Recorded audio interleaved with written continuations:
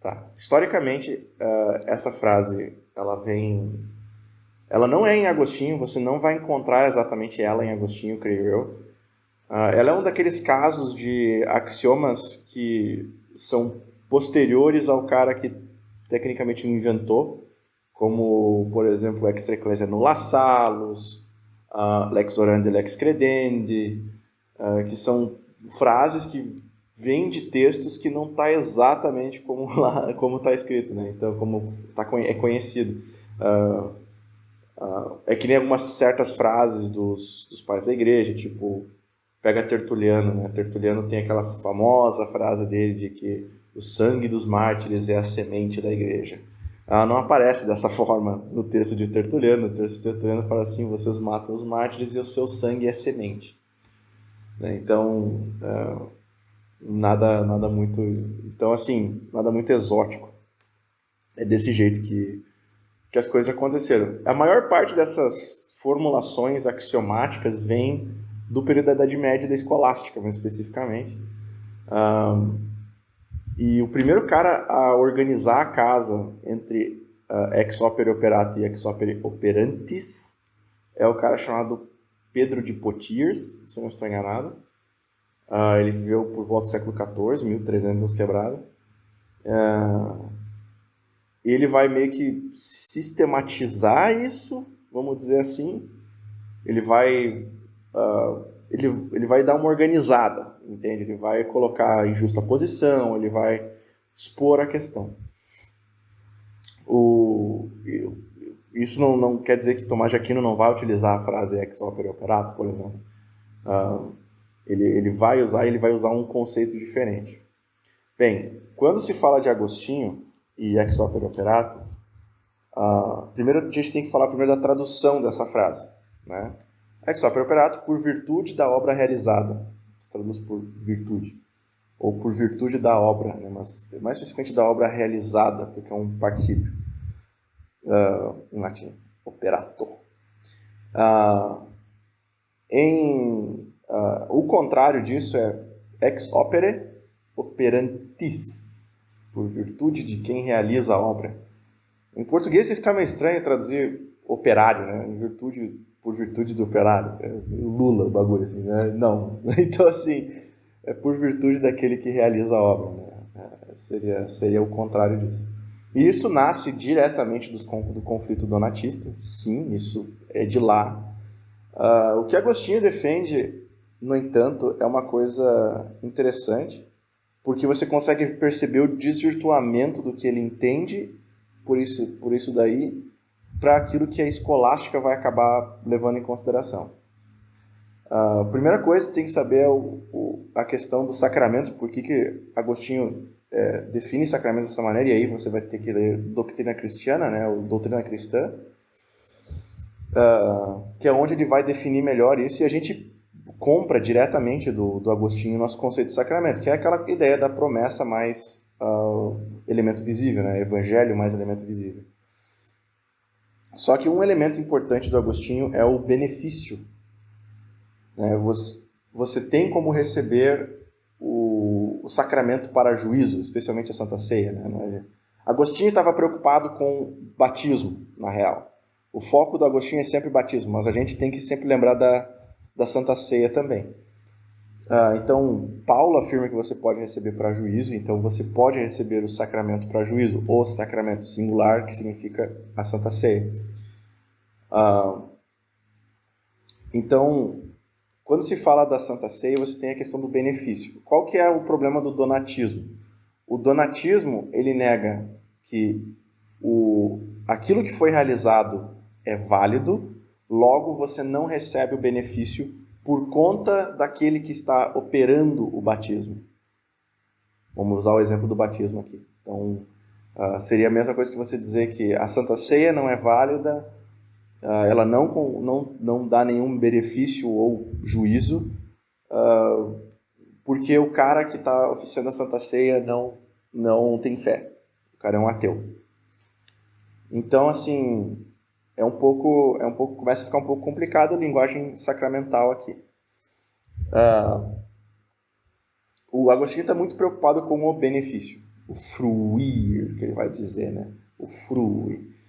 Então, assim, ele está muito preocupado com o benefício, então ele vai reforçar essa coisa de que o ato, ele independe, a validade no Agostinho entende-se também a questão do benefício, a validade do ato independe daquele que pratica e daquele que recebe. É uma obra puramente divina. É o próprio Deus quem faz a obra. Isso é Agostinho. Então, quando ele enforça o foco sobre o ato, ele está dizendo ex opere operato, mas ele está dizendo assim, é pelo ato. O ato do batismo é válido. Entende? O batismo ele é válido.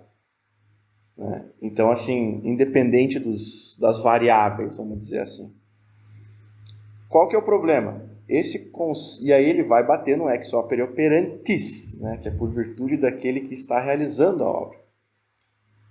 Avançamos uns anos, a gente chega na Idade Média, uns bons 800 anos. Aí a gente vai ter o conceito católico romano da coisa. E há uma evolução aqui, se você for estudar a história da teologia, de como é recebido o benefício. O que aconteceu? Quando você enfatizava muito na história da teologia a presença de Cristo no sacramento e tal, houve um pecar por excesso de piedade, vamos dizer assim. E as pessoas começaram a não querer participar da ceia por se sentirem imundas. Além disso, tem outros problemas que entram aí, mas eu prefiro só considerar agora, nesse momento, a parte piedosa da coisa. E alguns teólogos começaram a desenvolver uma teologia estranha sobre a presença de Deus no sacramento, que ela meio que excede, vamos assim. E você precisa... E aí no meio ocorre a evolução do conceito de sacrifício da missa, evolui todo um conceito São desenvolvimentos que acontecem. Até o ponto que se chega no conceito de ex opere operato da Idade Média, que é você não precisa necessariamente ter fé, volta lá ao conceito de Agostinho, né? Você não precisa ter fé no negócio, porém que o Agostinho entende uma parada diferente por esse negócio de ter fé. Você não precisa, o ministro não precisa ter fé, sim, ok, continua tranquilo.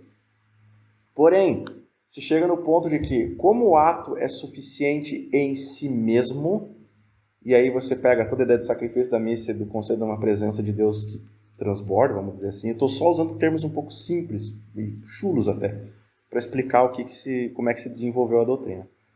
Você não precisa mais tomar e comer, você não precisa mais disso para participar da ceia, você só precisa estar presente e observar, e esse é o motivo, liturgicamente falando, que as velas grandes ao lado do altar surgiram. As velas grandes ao lado do altar era justamente para dar luz para quando o ministro elevava a hóstia e a quebrava. Então se bota muito isso é uma história da teologia, a evolução da ideia na Idade Média. O que acontece? O ex opere operato, ele começa também a se restringir, ele sai do foco no batismo lá do Agostinho e começa a ter um foco na ceia, entende? Essa também é uma evolução, essa é uma mudança. Então começa a se falar do ex opere operato na ceia e não necessariamente no batismo, entende? Por mais que a versão do batismo seja mais correta, vamos dizer assim. Lutero, então, no comentário a Salmos, lembra que ele dava, Lutero entre 1511 e 1513, ele leu basicamente o corpus agostiniano inteiro. Então ele está embebido dessa linguagem de Agostinho e ele vai pegar e vai inverter os fatores, porque como o ex opere operato virou uma coisa muito, muito exótica, muito estranha, que não é a mesma coisa que Agostinho quer dizer, ele vai dizer assim, não, na verdade, nós defendemos uma coisa chamada ex opere operantis. E aí o Lutero, ele toma essa linguagem, ele começa a inverter ela. E aí, para justamente e contra o ex opere operato medieval. Entende? Então ele vai falar assim, é em virtude daquele que realiza a obra. Quem é que realiza a obra? Deus. Entende? Então, inverte-se, e é daí que surge um pouco da nossa teologia dos sacramentos também, porque a gente afirma que a validade do sacramento independe da pessoa que realiza, independe da pessoa que recebe, quando a gente fala de Santa Ceia especificamente, mas também na questão do batismo infantil, né? O batismo cria a fé, então assim tem essa questão, mas na Santa Ceia mesmo, nós dizemos que você pode ter o manducatio impiorum, você pode receber o corpo sem ter fé e assim ter o Cristo para o juízo, em virtude de que quem faz a Santa Ceia é o próprio Deus. Por sinal, parênteses, esse é o nosso argumento para a Santa Ceia fechada, você não sabe quem é a pessoa que está na tua frente, então você não pode abrir a Santa Ceia, porque senão você pode estar entregando a ceia para juízo, entende? Então tem toda uma questão, então fecha parênteses. Então, nós hoje em dia podemos dizer que nós defendemos um ex opere operantis diferenciado do donato, porque a gente também, inclusive, condena os donatistas, assim como a Igreja Católica defende um ex opere operato diferente daquele que Agostinho defendia. Então, assim, é por aí um pouco a história da teologia. Se você quer... E aí vem a minha parte de literatura. Eu acho que eu já te mandei várias vezes o Teologia de Martim Lutero do Lose, Bernard Lose, A Theology of Martin Luther, ou Theology of Martin Luther, ou The Theology of Martin Luther, alguma coisa Theology de Martin Luther, que ele faz uma análise sistemática da teologia de Lutero. E é um baita de um livro. Assim, ele é pequenininho, mas ele é, sabe, pá! E é de lá que ele vai falar, que ele vai trazer essas informações, algumas delas. Então, fica à vontade se você quiser ir atrás. E essa é mais ou menos um pouco da história da teologia por detrás do ex opere operato e do ex opere operantis.